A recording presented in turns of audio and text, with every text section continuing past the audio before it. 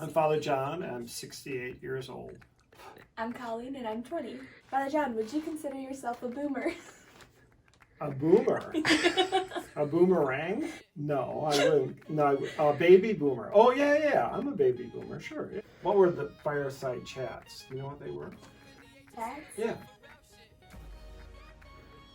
I'm picturing like carrier pigeons. It was like President Franklin Roosevelt, and he was using the radio, which was new at the time, and a way to reach the nation and kind of address the nation. Translate this phrase. Yo, did you get a new bib this week? Did I get a new bib? Did you get a new bib? Bip. Yeah, Bip. bib. You want me to translate that? Yeah, what does that mean? No. BIP. Yeah, did they get a bip? Haircut. Oh. No. What are bell bottoms? It's a type of pants, right? Yeah, Like, what kind of type of They pants? flare out. Yeah, that's right. They flare out. Yeah. I'm nailing this. Okay. Do you know any bots? BOTS? Uh-huh. I don't think so. That's good. I think you do. What are they? They're people who can't do anything, right? Oh, I know myself very well. What do you think Post Malone has tattooed on his face? Pledge of Allegiance? You're close. It actually says always tired. Oh. Who made the song Heard It Through a Grapevine very popular? I know this from my dad, but I can't remember. Heard It Through the Grapevine. Marvin Gaye. Oh, okay. All right, have you heard of this new Christian artist? Amy Grant. God is king, we the soldiers. Oja beam out the solar. When I get to heaven, Is that Bip Bop? You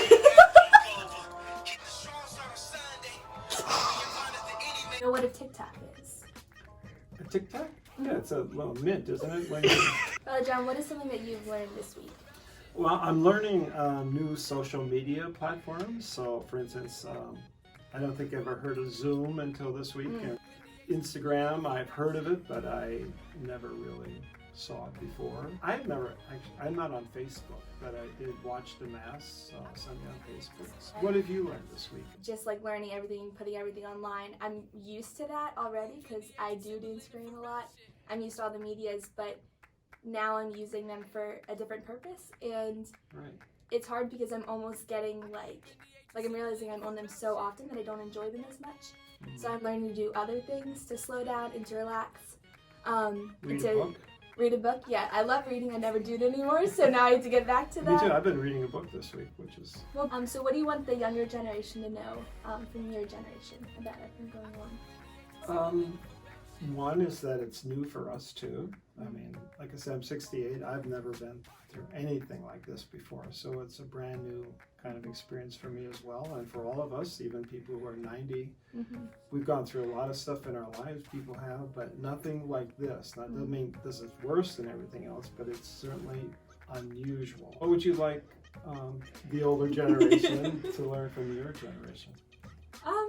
I mean, it's similar to what you said, just like this is new, and I think my generation, we have a habit of making jokes out of everything that's serious because it's almost like a coping mechanism, and it just makes the scary seem a little more bearable.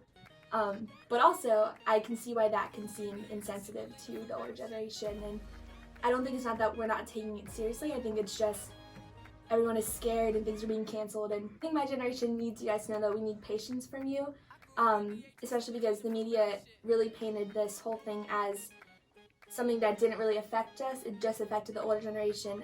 It does affect people we love, and so we need to learn how to take it seriously and to take precaution and stay inside and just realize that it's not that it doesn't affect us, but I think these are very uncertain times, and we all need to have hope. And one day, we're going to look back on 2020 as like a very strange year, but we all lived through it, and we're probably all better for it because we learned things about ourselves. A lot of things are not normal, but the reason they're not normal is so we can get back to normal sooner. And hope everyone realizes that and abides by it.